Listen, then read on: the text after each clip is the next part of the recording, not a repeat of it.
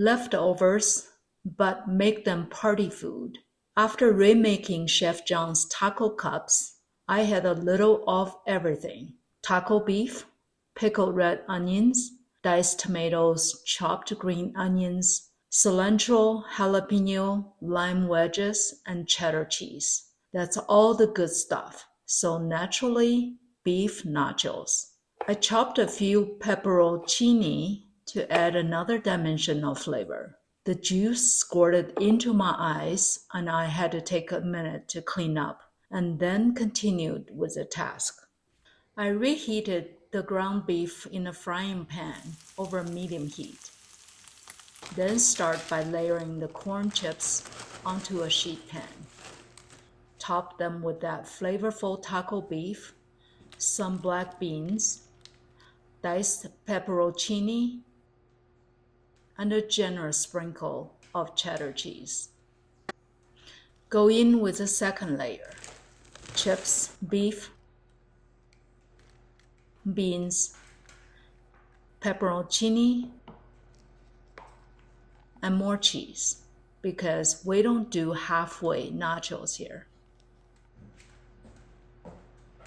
While that bakes at 425 degrees Fahrenheit for about 10 to 15 minutes, let's use up 2 more avocados and make a quick guac.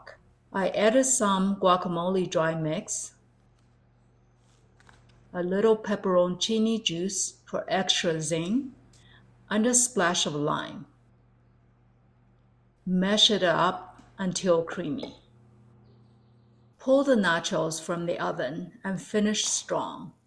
Scatter on the rest of the leftovers.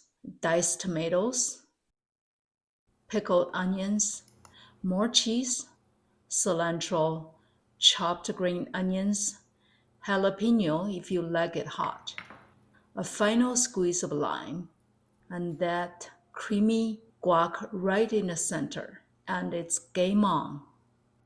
These nachos are bold, beefy, zesty, and just a little genius, if I say so myself. Who knew leftovers could taste this fresh?